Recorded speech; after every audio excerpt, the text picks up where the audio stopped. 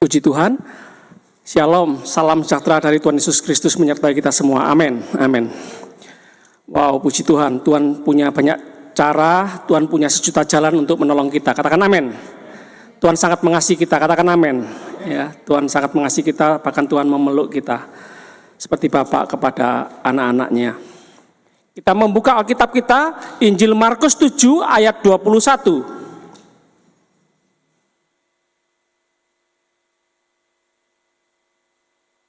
Injil Markus 7 ayat 21, sebab dari hati orang timbul segala pikiran jahat, percabulan, pencurian, pembunuhan, 22, perzinahan, keserakahan, kejahatan, kelicikan, hawa nafsu, iri hati, hujat, kesombongan, kebebalan.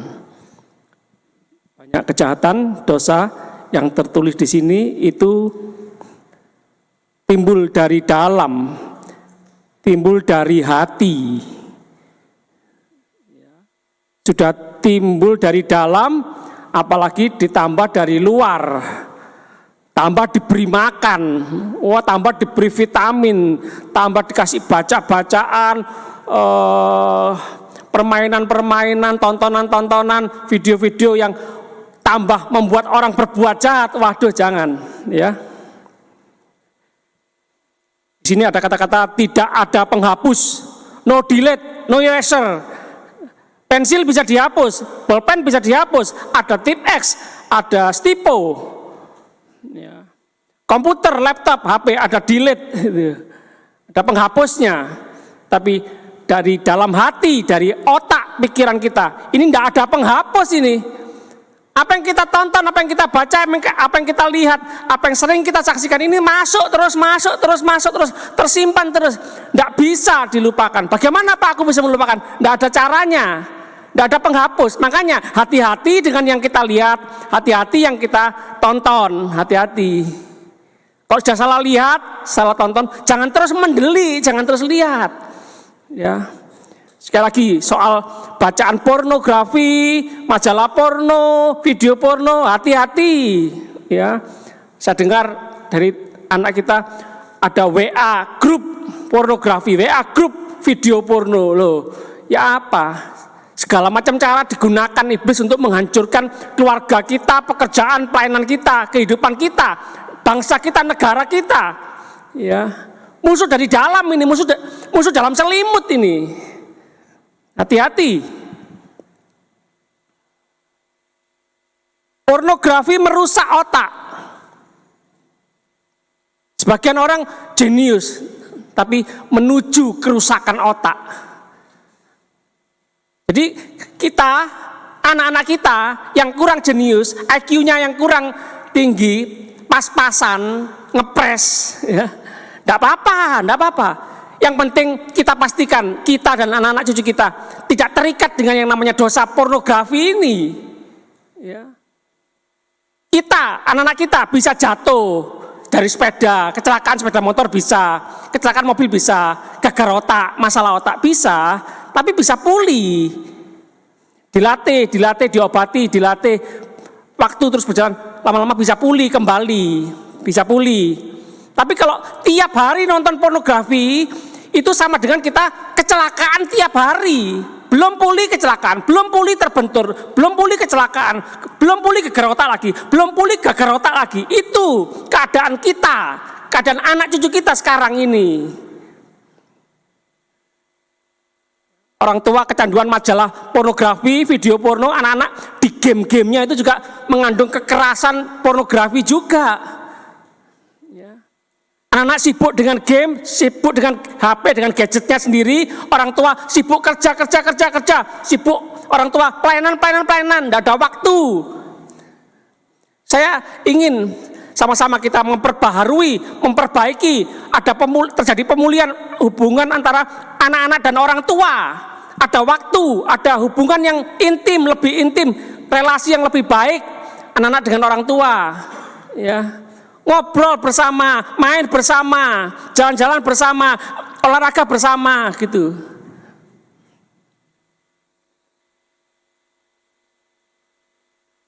Kita lihat Kolose 3 ayat 18. Kolose 3, wow, hubungan antara anggota-anggota rumah tangga.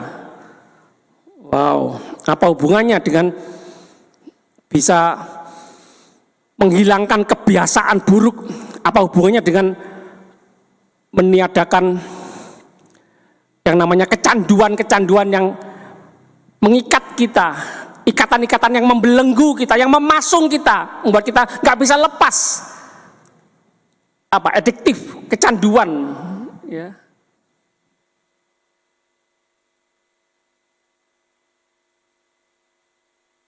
Nggak ada keropok ngamuk, itu kecanduan nggak ya? Nggak ada sambel marah sama istrinya, gebrak meja, itu kecanduan enggak ya? Nggak ada kopi, gebrak meja marah, kecanduan enggak? Nggak cuma narkoba ya, nggak cuma rokok ya. Itu macam-macam yang membuat kita terikat kecanduan. Termasuk pornografi ini ya. Bagian besar hari-hari ini anak kita kecanduan video kekerasan, game kekerasan. Anak muda, orang tua juga kadang terikat dengan video porno, majalah porno. Kolose 3 ayat 18 sampai 25. Cepat ya, perhatikan, kita konsentrasi penuh. Sama-sama katakan konsentrasi. Hai istri-istri, puji Tuhan saya ngajak istri ya. Tunduklah, istri tunduk, bukan tanduk suamimu ya. Tunduklah, hormatilah, layanilah. Dilayani, dihormati, diajeni suami itu, diorangkan. Mungkin bisa pendidikannya lebih rendah, mungkin bisa umurnya lebih rendah, Mungkin ekonomi latar belakang keluarganya bisa rendah.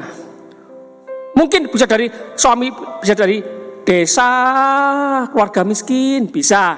Tapi tetap dia suami, dia kepala, hormati, tunduk. Suami bisa, istri bisa memberi nasihat, masukan, enggak apa-apa. Tapi keputusan terakhir harus pada suami. Istri-istri ini perhatikan. Ini salah satu beberapa hal yang akan kita pelajari. Ini penyebab seseorang itu kecanduan perkara-perkara yang buruk. Ini rentetan, ini banyak, ini lingkaran setan ini ya. Kita nggak membicarakan penyebab-penyebab semuanya, beberapa penyebab saja ya. Gara-gara istri tidak tunduk, istri kurang ajar sama suami, istri merendahkan suami. Istri harus melayani suami. Suami pulang kerja jangan terus diomeli, cereweti, diwaduli anak nakal, belum bayar pajak, belum bayar iuran, belum bayar ini, belum bayar apa. Waduh, jangan. Istri nyambut suami pulang kerja itu disambut, ya, disambut. Kopernya dibawakan, kalau bawa koper. Nah, dipeluk, dicium, sayang. Oh belum ya, harus mandi dulu ya, mandi dulu. Takut ketularan virus corona. Sudah mandi, didudukkan. Jangan dicurhatin dulu. Ditanya, mau minum apa? Kopi, teh, jus durian, jus mangga, jus juwet. Tanya, mau minum apa? Gitu. Tadi sebelum mandi tanya dulu. Suamiku mau mandi pakai air dingin, air panas, air raksa, yang jelas. Ditanya, ya toh, ya. Jangan air raksa, air biasa atau air hangat, jangan air panas, jangan diwedangi ya, dikasih wedang kopi atau wedang teh enggak apa-apa, disenyumin gitu, jangan dicemberutin, dimarahin, diomeli gitu, jangan. Istri hormati, tunduk sama suami, dirayu gitu loh, disayang gitu loh, supaya suami itu enggak kecantol, wewe gombel. Nah itu apal ajarannya Pak Jim ya. Jangan sampai suami dicocok petik gitu. Nggak tahu apa, saya kurang paham apa hubungannya PT. Sayang gitu loh.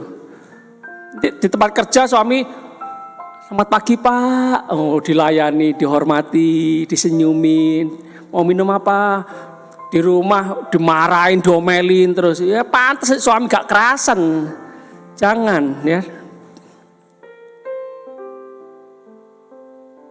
Kepada suamimu sebagaimana seharusnya di dalam Tuhan loh. Perilaku, sikap, perbuatan istri kepada suami itu seperti hubungan jemaat dan Tuhan, gerejanya dan Tuhan. Oh, jangan main-main loh, bukan suami istri. Hubungan suami istri ini bisa mempermalukan nama Tuhan, bisa mempermuliakan nama Tuhan. Ayat 19. Hai suami-suami. Nah, supaya adil. Untung Pak, saya Pak suami saya ya, ini. Kasihlah istrimu. Cintai istrimu. Jangan kasari istrimu, jangan tempeling istrimu, jangan tendang istrimu, jangan. Sayangi, ya. Istri itu makhluk halus. Jangan dikasar, lembut, jangan. Makhluk halus. Jadi harus hati-hati, sensitif gitu loh. Jaga perasaan, wanita itu sensitif perasaan.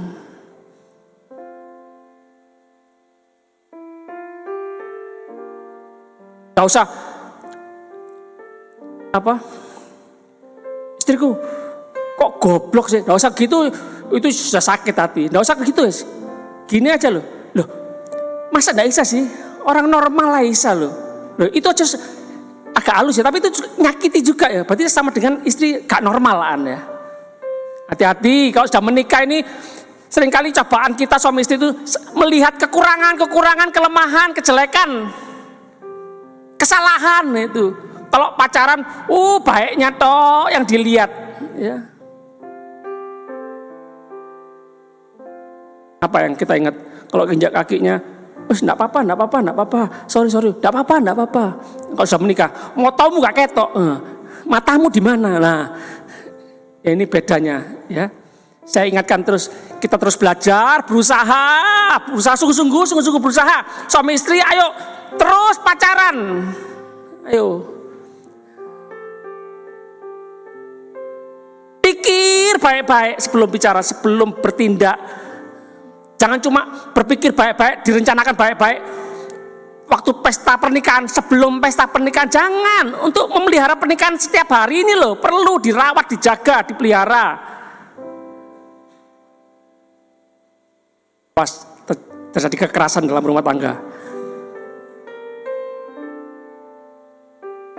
Janganlah berlaku kasar terhadap dia. Amin bapak-bapak, amin suami-suami, amin gak amin, harus amin ya. Bukan saya yang ngomong ini ya, firman Tuhan. Ayat 20. Hai anak-anak, taatilah orang tuamu dalam segala hal. Waduh ini anak zaman sekarang, anak zaman now, anak-anak milenial. Waduh, antara langit dan bumi dengan kita orang tua. Beda banget. Sekarang ini generasi dingkluk. Waduh, hati-hati bapak-bapak, jangan kekerasan, jangan marahin terus. HP terus, tak banting HP ini ya. Jangan, itu nyakiti hati anak. Jangan. Anak merasa lebih pinter. Orang tua dianggap kok kuno, jadul. Orang tua tuh kayak dinosaurus pithecanthropus. Aduh, itu loh anak-anak kita tuh menilai orang tua seperti itu loh sekarang. Dulu anak-anak kalau ngobrol kan gini, bapakku hebat, bapakku pilot, bapakku dokter, bapakku pinter, membanggakan orang tua ya. Anak sekarang loh beda omongannya. Anak kita, dengerin omongannya anak kita apa? Papaku gak bisa apa-apa, bodoh. Tanya soal HP loh, tanya sama aku. Ini apa caranya ini? Oh gini loh Pak, gini. Ini gini loh Ma. Ya apa caranya itu? Kok bisa gitu ya? Wes tak jelasin loh, enggak kita ngerti.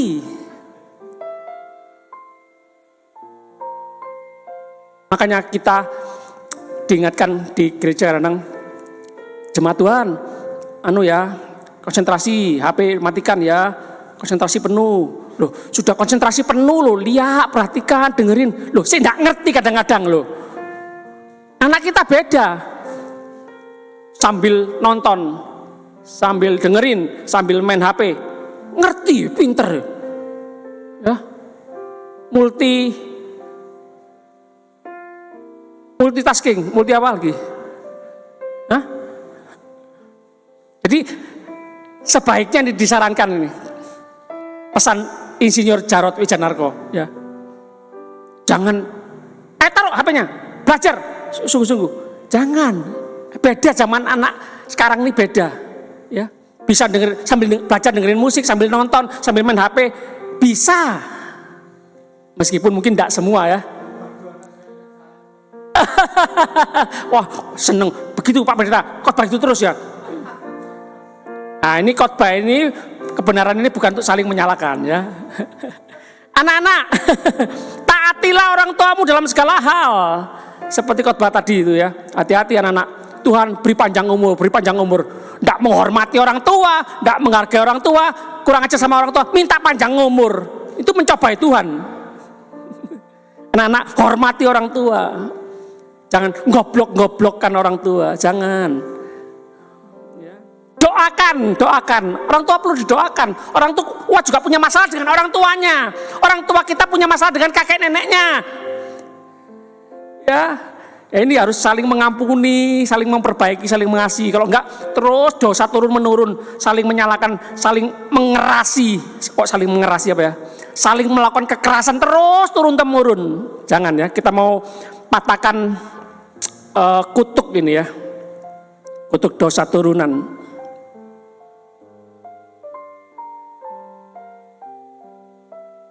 Ciri-ciri hubungan baik antara orang tua dan anak ini ya. Anak akan berkata, ma, peluk ma, itu seneng ya. Nah, nggak baik gini, jangan peluk. Ini makhluk jahat ini. Nah, ini berarti nggak baik ya. Ciri-ciri hubungan baik anak sama papa. Papa pulang.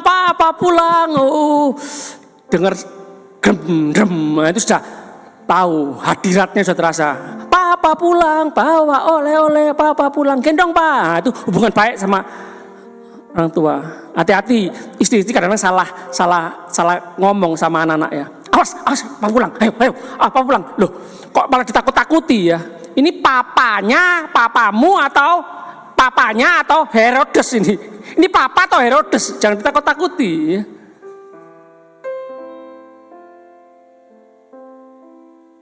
Ya, ini masalah keluarga ya, masalah anak, orang tua. Ini beda kebiasaan, beda budaya, beda pemikiran, beda idealismenya beda. Ya, karena zaman sekarang seperti yang tadi saya katakan, blak-blakan, jujur, integritas gitu loh, nggak munafik, nggak pura-pura. Kalau kita orang tua biasanya kan kalau ditanya sudah makan. Sudah, padahal belum kan, sungkan gitu. Habis makan. Karena enggak enak bilang, oh sudah kenyang. Anak zaman sekarang beda, belak-belakan. Ya apa? Masakan mama. Enggak enak, enggak enak.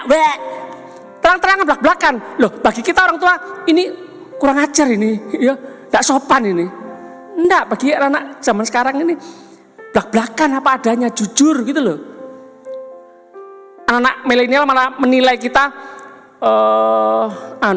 munafik ya, nggak jujur, pura-pura. Nah ini beda kita. Saya ingin di masa-masa virus COVID-19 ini kan sering di rumah saja ini. Saya ingin kita sama-sama mengurangi ini ya, kekerasan dalam rumah tangga, kekerasan fisik, perilaku ataupun ini verbal ya, kata-kata. Saya ingin terus terjadi, semakin dipulihkan keharmonisan dalam rumah tangga ya. Karena saya pernah baca survei mengatakan di rumah saja ini semakin banyak terjadi kekerasan dalam rumah tangga. Aduh, banyak air mata. Bukan perang dor, granat, bom atom, bukan. Perang itu dalam rumah tangga ini loh. Istri sama anak, orang tua sama anak, mertua sama menantu, besan sama besan.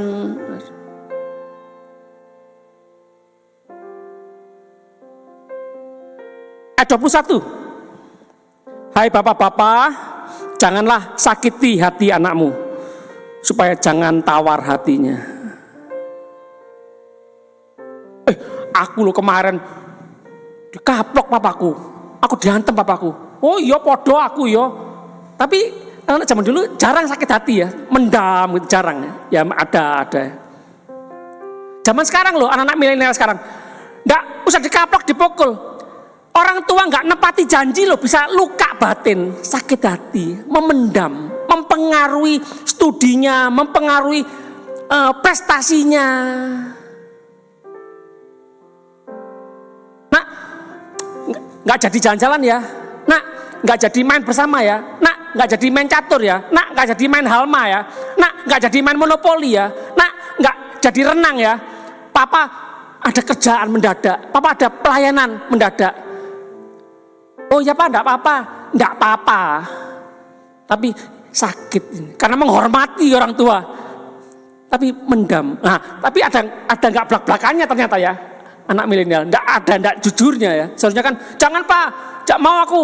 Papa sudah janji harus nepati. Nah, seharusnya gitu kan. Enggak ya, ada yang luka batin.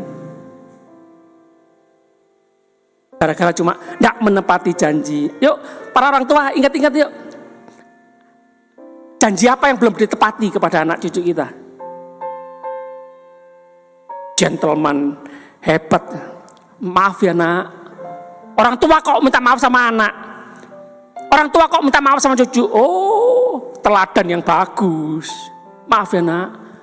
Apa pernah enggak menepati janji ini ya? Ayo besok yuk. Nah gitu, tepati janji.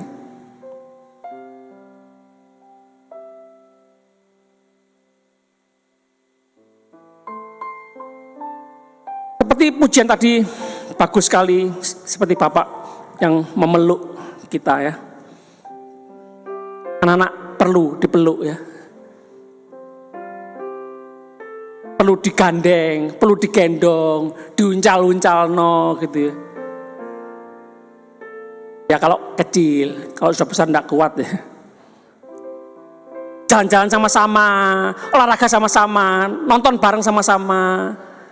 Renang sama-sama, renang boleh gak? Sudah boleh? Nggak boleh? Renang di laut.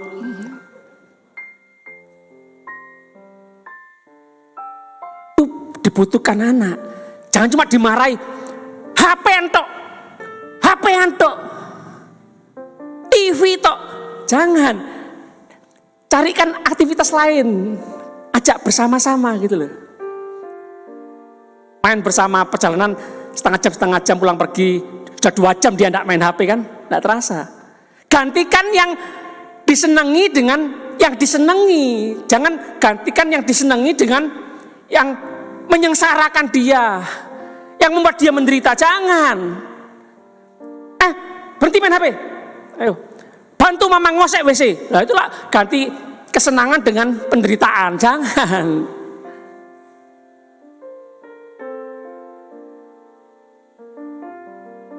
Ganti yang disenangi dengan yang disenangi gitu loh. Ganti yang dicintai anak dengan yang dicintai juga, yang lebih benar, yang lebih menguntungkan, yang lebih membangun, yang lebih positif. Main HP nggak salah, main gadget nggak salah. Kalau dia bisa bekerja dengan HP-nya, dengan gadgetnya, bisa tambah pinter, tambah menghasilkan uang kerja, ya, dengan bisnis online dan lain sebagainya. Kenapa enggak? Yang bisnismen yang followernya banyak itu, bisa menjual barangnya, dagangannya itu dengan cepat, ya. 1000 barang habis dalam bisa sehari, bisa seminggu gitu. Kalau di toko bisa 6 bulan gitu. Gak salah main gadgetnya dengan HP-nya, tapi memperhatikan apa yang dilihat, apa yang ditonton, kecanduan enggak gitu loh. Waktunya berhenti harus berhenti, waktunya makan, waktunya ibadah, waktunya sembahyang, waktunya tidur. Nah ini juga hati-hati, ini kecanduan. Kita semua orang tua dan anak-anak ini ya. Zaman sekarang ini kita ini dinamakan banjir informasi. Informasi apa aja. Dari yang penting berguna sampai yang nggak penting nggak berguna, yang sampah-sampah. Hati-hati, jangan terus semua dibaca, semua ditonton. Ini yang buat stres otak ini, capek, lelah, sulit tidur sehingga cari obat tidur. Pilah-pilah mana yang perlu, ya. Sekali lagi orang tua hati-hati, jangan cuma marah-marahin, bentak-bentak soal anak main HP lama, hati-hati. Ya.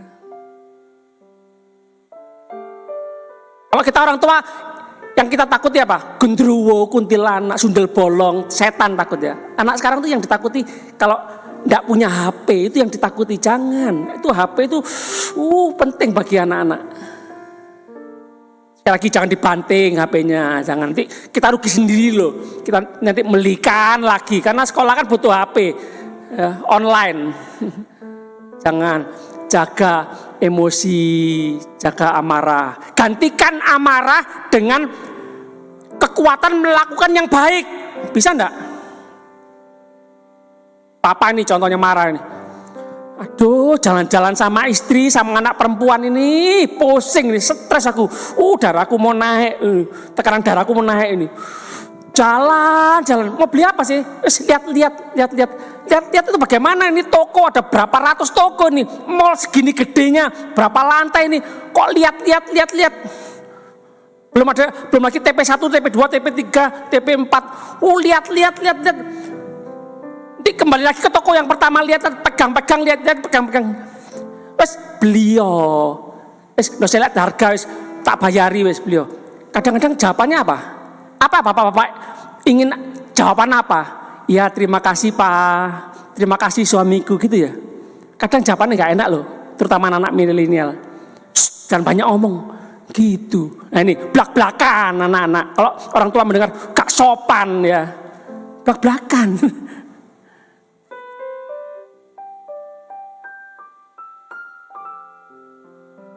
Ayat 22. Ini merembet ini ya.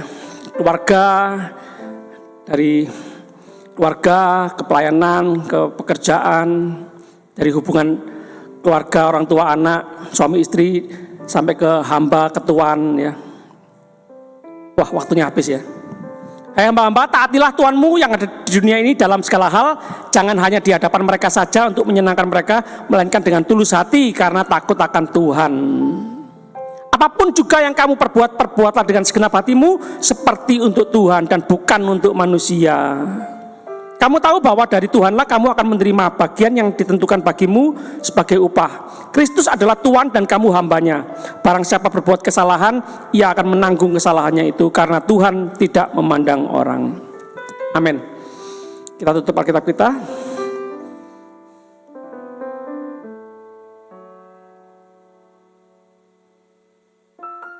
Kita tenang sejenak, kita bersaat teduh.